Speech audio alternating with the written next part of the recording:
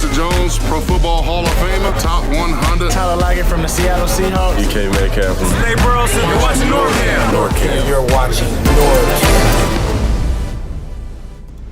Hey, what's up, everybody? This is NorbCam coming back at you with a follow-up to the breaking news about Jamal Adams going to the Seahawks. I just released a video about it, and I wanted to get a little more fan reaction to this huge trade. It's just such big news. We had to get more than just my reaction, more than just Sam Dog. So I wanted to bring a couple other friends of mine, including a Jets fan, Gangrene David, who is actually at a party right now, is taking the time to jump on speakerphone with me to talk about this. So I want to bring him on right now while I've still got him and his phone has still got battery. Gangrene David, are you with us, man? I am. How's it going? All right, so this is Gangrene David. I'm also joined here on the line on Skype, via Skype, regular on my show, Noah Boelter. He's of the Boelt, joining me for this quick reaction video. But I want to talk to David first, since I only got a few limited moments with you. Gangrene David's a huge Jets fan. We've collaborated for a number of years. You can check out his YouTube channel, Gangrene David. David, I want to hear your reaction. I know you had a reaction about the first time that Jamal Adams said he wanted out from the Jets. And so what was your reaction when you finally saw the news today that Seattle traded, monster trade with your Jets to get Jamal Adams? What was your reaction? Well, I was shocked at first when I found out that we traded him for Seattle. And then I was like, okay, what did we get back in return? And then once I saw the compensation we got back for him, I think it made me feel a lot better. Because everybody was talking about how Jamal Adams, he's a very good player. Let's not go wrong about it. He's the best safety in the league, and I would have wanted the Jets to keep him. But the fact is that Jamal Adams did not want to be a New York Jet anymore because he was dealing with all the losing. He was feeling ignored, and he wanted a contract extension. But Joe Douglas wanted to do it on his circumstances, and then at a certain point, both parties fell into a bad stalemate, and then all of a sudden, Jamal started being a baby for the most part. He started going on Twitter, and he started playing all these social media games. He was pretty much saying goodbye to all his teammates. He was saying he was trying to go to Dallas, whatever all this was. So Jets fans at that point had enough. I eventually had enough because I was like, you know what? Get Jamal out of here. Like, I was done with it because in this league today, you don't win football games with a safety unless you properly build around him. You guys have done it with Earl Thomas, Cam Chancellor. The Ravens have done it with Ed Reed. The Steelers have done it with Troy Polamalu. The Jets haven't really done it without Jamal Adams. They tried, but it didn't really work out. I think that was more bad luck because the way they tried to do it, they paid a good ton of money to an inside linebacker who got injured in this first game. So that definitely didn't work. But I, for one, as a Jet fan, I was upset that Jamal was gone. I really didn't want him gone, but I've said this previous times, and I said in my previous live stream, unless we get monumental compensation back for Jamal, I would not trade him whatsoever. And what did we do? We got 2 first-round picks for him. And I don't care. And people can talk about how late those first-round picks are. First-round picks are incredibly valuable in the NFL draft because in today's league, you need to be building through the NFL draft. And that is exactly what the New York Jets want to do under this new general manager, Joe Douglas. And what they essentially did here is that they traded away a player that no longer wanted to be a New York Jet, and they got monumental compensation back for him. They got 2 first-round picks, they got a 3rd-round pick, and they got Bradley McDougall, who is a starting caliber safety, who might be a rotational player in this New York Jets team under Greg Williams' defense. So, am I happy that Jamal's gone? No. But am I happy that we got good value back in return? Yes, I am. All right. Now, the only thing that really matters is how our general manager is going to use those first-round picks. Right. That's the only question on the table. It's always the question on the table. And to the super chat, Dukes of Hazzard says, Noah looking like Macklemore. Noah, you're getting a lot of compliments on your haircut. I think that's a compliment. But yeah, so let me ask you, David, because I know you had only a little bit of time left. So tell me more about Jamal Adams. I said in my previous video, I said PFF rated him as the number 2 safety in all the NFL. We're obviously all excited as Seahawks fans to get an all-pro like this, one of the best safeties, if not the best safety in the game. How good is he? How good is he going to be for Seattle? Tell us, you've been watching him for 3 years. What can we expect?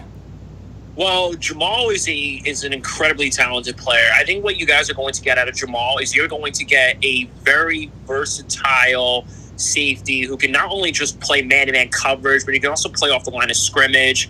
He can play hybrid linebacker. He's pretty much that weapon that you want to have that flies all around the football field. And you guys do have a very solid defense over there in Seattle with guys like Bobby Wagner, KJ Wright still on the team.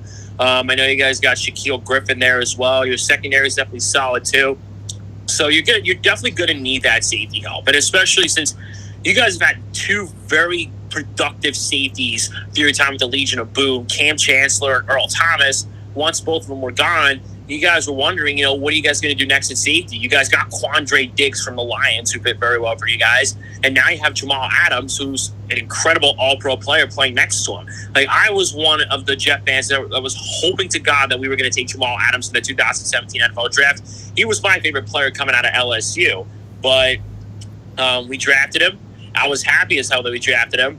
But unfortunately, what I think the Jets didn't do, they really didn't build Jamal around properly. They didn't put him in a good position enough to succeed, because you don't win football games with a safety unless you build around them properly. And what you need around a safety, you need very quality playmakers. And I think going to Seattle right now, who's a Super Bowl contending team, Jamal Adams is that kind of one player away kind of guy that you want on your team to go to a Super Bowl. And you guys are a Super Bowl contending team. You guys were a couple games out of the Super Bowl, almost beating the Green Bay Packers last year. Now you have that safety help there that can help your secondary out. Two solid linebackers. I don't know what your pass rush situation looks like. Jamal's going to be an immediate upgrade to your defense. It's an immediate upgrade to the defense there. So how would you?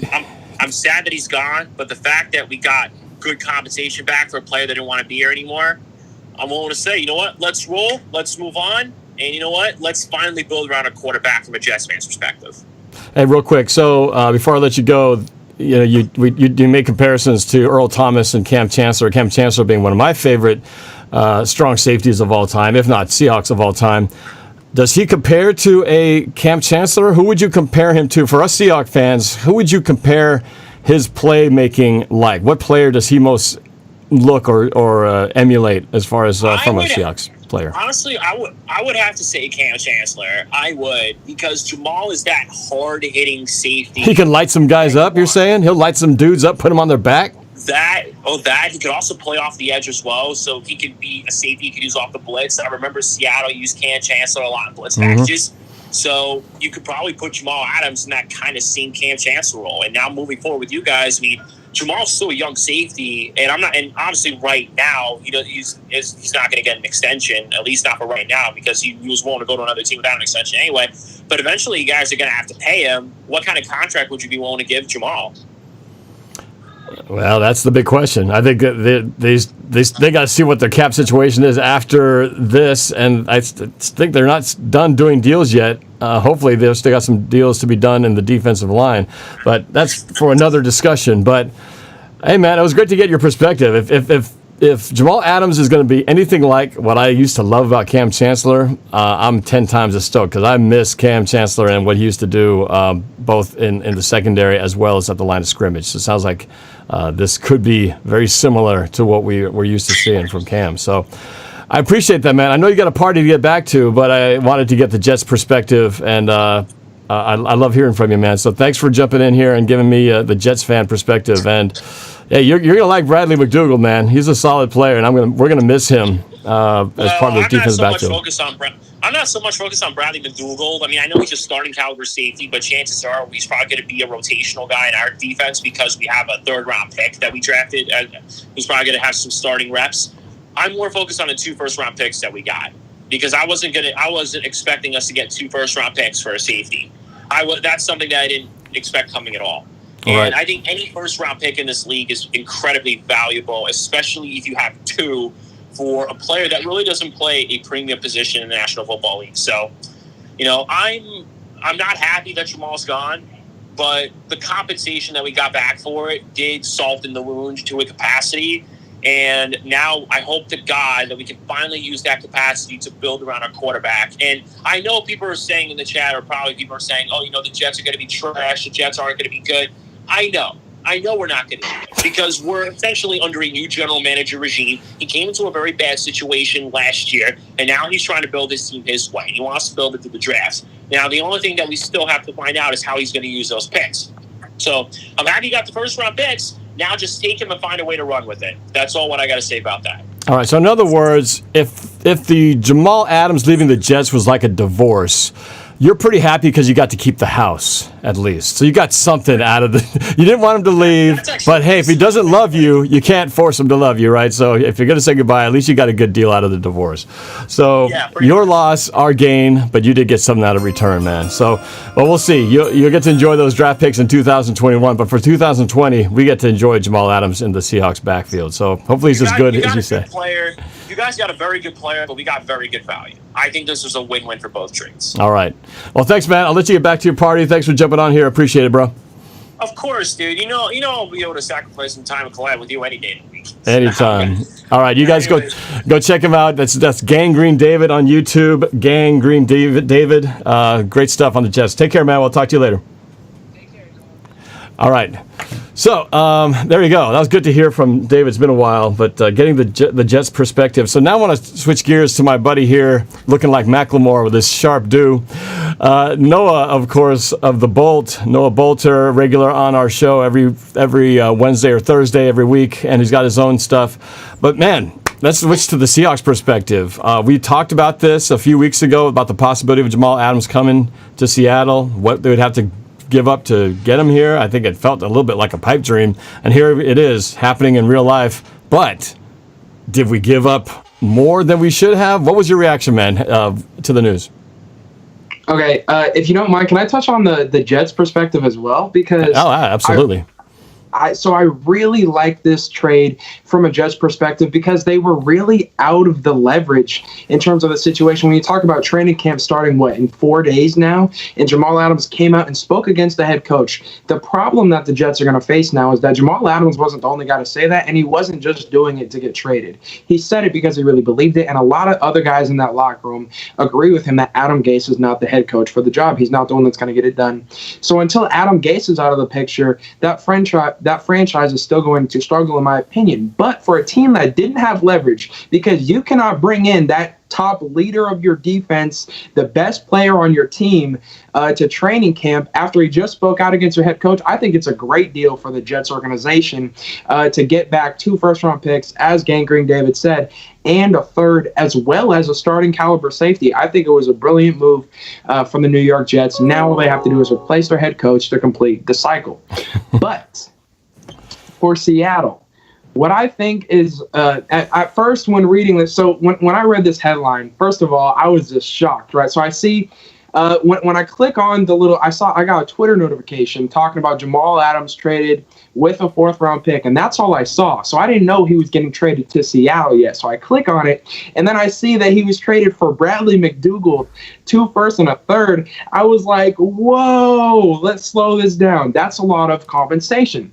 But then when you really start to think about it, and I also saw what Colin Cowherd just tweeted about it. He said for the New York Jets, it's a great thing for them because they're rebuilding. And for Seattle, it shows how win now we really are, which is going to make our quarterback happy because we're finally going to get in the big name that he's wanted for so long. But also the fact that we spent so much on this guy, and we were on the very small list of teams that he wanted to go play for, meaning we definitely believe that we can go get a deal done with this guy. This year, he is set to make about $10 million. Bradley McDougald's cap hit was about to be $5 million, so that's only a $5 million difference in terms of what we're paying him. And you add him to our secondary, free agents are even going to be more likely to want to come to Seattle following that news. What it means for Seattle, now our defense is officially, in my opinion, the best tackling defense in the NFL. And you look within our division and who we're going to have to face. Let's talk about San Francisco. Jimmy Garoppolo barely throws outside the numbers anyway. So bringing in an in-the-box safety like Jamal Adams, that's right where Garoppolo was dicing us up. So you bring in Jamal Adams to that, not only is that a guy that excels in the box. Had he been on our team last year and had the same amount of sacks, he would have led our team in sacks by over 150% of our leading sacker, Rasheem Green. but also it is another guy that quarterbacks have to account for when playing Seattle's defense. What if you have Bobby Wagner on one side, Jamal Adams on the other, both showing blitz? How do you adjust that protection? That is absolutely terrifying for defenses. And for people that are saying we might have paid too much, I think that based on the fact that we are betting on ourselves, these picks could essentially, if it works out the way Seattle wants it to and Seattle intends it to, essentially they're second-round picks, because we'll be playing later on in the season. I could see these picks being in the 30s based on how we're going to finish now, bringing in the best safety in the NFL. So if it works out over the next 2 years for Seattle, because that's when the next 2 first-round picks are, as long as we are successful each of the next 2 seasons, make it to at least a championship game, I think it was absolutely worth it. And now it brings up the whole point of where our once suspect secondary. Now we've got Shaquille Griffin on the left side, Quandre Diggs, and Jamal Adams, and now the right side corner, which I just heard from Sam Dog, the infamous 253, telling me that Quinton Dunbar is actually coming to training camp this week. At first I heard he was not going to be allowed to, and now that he is, that was breaking news to me. I'm starting to wonder, as much as this whole thing looks like a big criminal mess for him, look at the Michael Kendricks deal where he pled guilty and he is yet to be sentenced. And that was like over a year plus ago. And he still had played the whole season. Is there a possibility we could actually see this dream team of 4 players with Quinton Dunbar joining on the right side in the most unlikely of situations? Could we see the 4 of these players in the defensive secondary for Seattle? And how exciting would that be, man?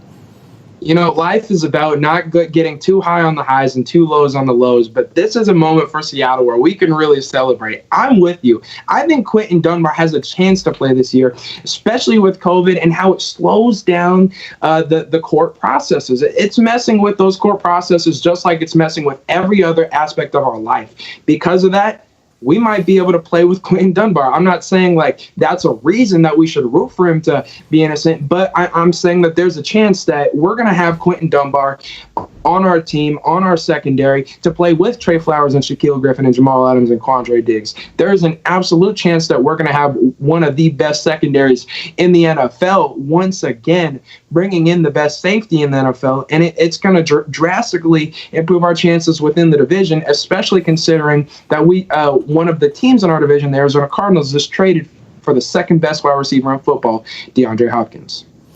You know, and you talked about just bringing in a player like Jamal Adams, how we can use him, how it's going to disrupt potential teams' offenses like the San Francisco 49ers. I would add Jared Goff and the Rams offense to that. They love that sort of a lot of misdirection, a lot of crossing routes and short routes and things like that. The kind of stuff that Cam Chancellor used to just destroy and instill fear to those receivers going across the middle. And Jamal Adams with the potential to bring that back, to wreak havoc on those crossing routes, which all of the last 2 years have been driving us crazy, going, why do these receivers run unimpeded across the middle and without resistance, it feels like, and dicing us up for like these 5-yard passes and running for 10, 15 yards after the catch. Perhaps this stuff will finally break it down and get Seattle back into that position of being able to stop some of those offensive plays that some of these teams like to run. And like you said, having DeAndre Hopkins to the Cardinals, one of the biggest offensive weapons going to the NFC West. Well, now we got one of the greatest defensive weapons to shut down the potential offensive threats, such as DeAndre Hopkins of the Cardinals. So, and now the big question is, what is left? Do the Seahawks have anything left now with the secondary looking really good? Linebacking crew, I'm feeling pretty good about. The defensive line, though, the one section of the defense that we didn't really adjust to the draft, at least not in a big splashy way. Still don't know about Jadeveon Clowney. What do you think, Matt? Is there going to be any more news to come that might excite us about our defensive line? And before I do get to your answer, I want to shout out to Unix Format in the Super Chat. Thank you for that. And I do believe also Super Chat from, was it Nick? I think our good buddy Nick LaBow. Yes, it was. Nick LaBow says, if all goes well, this is our secondary. Diggs, Adams, Dunbar, Shaquille, Amadi, and Blair and Flowers. That's deadly. That's some good depth there for sure. But what do you think, Noah? What's your thoughts on? Do the Seahawks have any more tricks up their sleeve before the official start of the 2020 season? Absolutely. We still have about $8 million in cap space based on this once this deal goes through. And that's definitely enough room for an Everson Griffin. And it's even more enticing to these guys because you talk about what Jadeveon Clowney wanted in terms of the talent alongside him on a defensive line. It's going to be the same thing for an Everson Griffin. And what that is another guy that the offense has to account for in case of the blitz so that he doesn't have to get double teamed every single play. Well, that's what Jamal Adams brings. 6.5 sacks last year. And you talk about, especially within our division, let's look at the quarterbacks that we're going against. Untrusted quarterbacks in Jimmy Garoppolo and Jared Goff, and a young quarterback in Kyler Murray, still unproven other than 1 year in the NFL. So what does that mean? Well, pre-snap reads and pre-snap adjustments are so difficult for these guys. These are guys that aren't the Aaron Rodgers of the world, aren't the Drew Breeses, aren't the Tom Brady's. They haven't seen everything in the world. And because of that, Jamal Adams provides another aspect to the pre-snap adjustments that they're going to have to take care of, they're going to have to worry about. Otherwise, he's going to end up in the backfield disrupting plays over and over again. Jamal Adams is an impact player on our defense. He makes our defense, in my opinion, the best tackling defense now in the NFL, with Jamal Adams, the guy who's led the NFL in tackles multiple times, and Bobby Wagner, as well as the guy we just brought in Jordan Brooks from the draft last year. Now, in my opinion, the best tackling defense in the NFL, and an impact player was brought in with Jamal Adams. Master Stumpy in the chat said, don't forget about Jaron Reed, y'all. Jaron Reed didn't have quite the coming out party from his early suspension last year. Didn't quite have the productive year that he had prior, but that doesn't mean this year he still might not be he could be in the position to have a comeback year. He's playing for that next contract. And again, Rasheem Green, who was I believe was our sack leader last year. Let's not forget about him coming out here and trying to do some things here. So, we got those players who have been with us slowly, quietly making their way up in terms of hitting all the stats with the Seahawks, and names that don't really kind of fly off the headline, but they're quietly doing their job, and we just need those guys to keep stepping up. And if we get one more splash signing just to put us over the top, would love to prove that Pro Football Focus prediction that Seattle's going to be the worst number 32 ranked defense in the NFL next year. I'd like to prove them wrong. I think Jamal Adams coming to Seattle already immediately changes that ranking from number 32 to something a little bit higher than it was. I would think you'd agree with that, right, Noah? No question about it. Not only was that ranking disrespectful beforehand, it's a good thing Norby didn't build that quiz and then have this trade happen, because then we definitely would have got it wrong. Yep. Oh man, it's exciting. It's exciting for sure, and I feel like there was a lot of question whether is this season going to move forward. I think we all felt in some way it was, but it just wasn't for sure. But now we've got confirmation that the NFLPA and the NFL have come to agreement, at least right now, on the safety protocol. So training camp is starting on time on Tuesday. What's your feeling, man? After all this, the excitement of 2020 Seahawks football, how you feeling about it, man? Well, first of all, in Russ we trust, and Russ has been asking for a big-name guy in our locker room since before the offseason, since the Pro Bowl, since last year. Because of that, now we bring in my opinion, the best safety in the NFL in Jamal Adams. Russell Wilson is emphatic. Guys in the locker room already bought into Russell Wilson. Now that we got what he said we needed to go that extra distance and to make the next step, Russell Wilson is going to be emphatic about it, and that's going to feed off and drizzle off onto everyone else within the locker room. It's a great thing for Seattle. And then when you talk about his durability, he's a guy that's played 2 full seasons and then a 14-game season last year. So he's been extremely durable in the NFL. As long as there is a season, I am very confident in Seattle's chances, unless some drastic news change or there's a drastic injury. But that's always going to be the case. So as far as Seahawks fans should be concerned right now, it does look like there is going to be an NFL season. Training camp is planning to go. NFL owners want to see it happen. Players want to play. Fans want to see it. We did have our first official player, an offensive lineman for the Kansas City Chiefs, choose to opt out of the season. But until we see some more big-name guys starting to opt out, fans should absolutely move forward with ultimate optimism, especially Seahawks fans on a day like today. And, well, we've seen a couple of stadiums now rule out the 2020 season with having fans, namely Philadelphia and New York. It's been also announced that the league is not going to have a uniform policy in regards to fans in the stands across the league, meaning that each individual stadium and team will have their own decisions to make in terms of whether they will have fans in the stands, obviously because every state, every local municipality has different guidelines, different phases that they're in.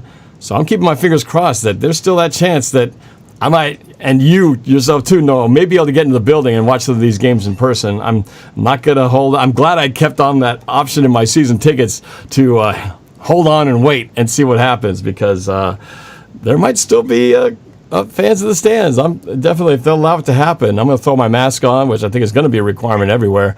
I'm putting that mask on, some kind of cool Seahawks get up with it, and we'll make it part of the look.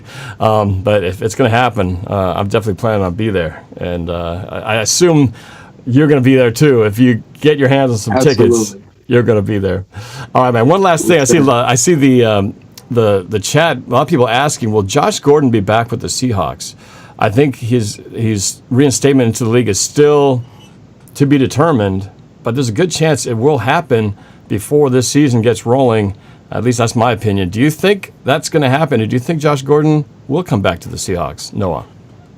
You know, what I'll tell you is this. I feel like now there's more of a chance than ever before, and that's the kind of impact that a Jamal Adams has on the locker room. By Seattle making this trade, we were just the other day talking about how, in my opinion, Pete Carroll is on the hot seat if he can't start to make things work out in Seattle and get us back to the promised land and develop young talent. Well, now he just bought himself a little bit of time as long as we re-sign Jamal Adams. What Jamal Adams means to these guys like a Jadeveon Clowney who wants to play for a contender, that inevitably is going to have to go on a 1-year prove-it deal once again. So Jadeveon Clowney is now going to be more likely to come back to Seattle. Josh Gordon is more likely to be able to want to come to Seattle, because imagine Josh Gordon, what this would do for his career if he were to come back and play for Seattle and Seattle goes on a Super Bowl run. Now, when all the other football was off at the end of the year and there were only 2 teams left playing in February, Josh Gordon was on the screen making plays. That allows him to get a big contract elsewhere. People are looking at this and looking at Seattle like, okay, they just brought in that guy who only wanted to play for a competitor, another guy, a captain of the defense that's going to believe in this system, believe in these guys, and show how much of a winning organization we really have. That's going to inspire other players, other free agents that are still left on the board to want to come join this championship run that Seattle is trying to make. Jamal Adams leads a major impact, meaning there's a better chance than ever. I believe Josh Gordon will likely be back in Seattle this year. Now, we just got to hope, please, Jamal Adams, Russell Wilson, all you players out there, social distance, wear your masks, all that stuff, because we need you guys to be healthy, especially when we're giving up this much to have you guys on this team. So hopefully that'll happen. As we know, health is of dire of importance, as we saw last year, where the health of our players was what did us in. All right, man, that's it. I'm glad to have gotten your reactions on here. But before you go, Noah, I want to make sure everybody has a chance to look you up because you got such great insight. Tell everybody where they can find you. I appreciate it, Norb. So I actually already uploaded a video on what I think Seattle should trade for Jamal Adams a couple months ago. I'm going to upload another video tonight. I got to go work out, and then I'm going to come back, film it, and upload it tonight, a video on my reaction to the Jamal Adams trade, even more in depth than what we just got into. My channel is DJ Squabo on YouTube as well. Every single Saturday, including earlier this morning from 10 to 1, we talk sports, myself and Calvin Domingo as well, even though he's not here, is my brother, my partner in crime. I got to shout him out real quick, Steezy A. Smith on YouTube. He's going to be uploading a video about Jamal Adams as well. Definitely go check out his channel. And so there's so many different ways that you can reach out and follow us with the Bolts every single Saturday from 10 to 1. You can listen live on the KGRG app for now. Pretty soon it's going to be on YouTube, just like Norb's. Norb's training me for that. But if you missed the show live, you can listen on the podcast on SoundCloud. The link is in the description below. All right. All those guys, including Gangrene David, who I want to thank again for jumping on the show and giving the Jets perspective at the beginning of the program. If you missed it, just go rewatch this and you can hear what David had to say about the trade of Jamal Adams to the Seahawks. All these guys' descriptions or links are in the description, so go check it out. And when you do, please hit that like button, hit that subscribe button, that notification bell, because it does us a huge help for us doing all this stuff on YouTube, and we do it all for you guys. All right, thanks for watching. For everybody who's in the chat, for the super chats, thank you for your support, and for everyone, we will talk to you guys next time. Go Hawks, baby.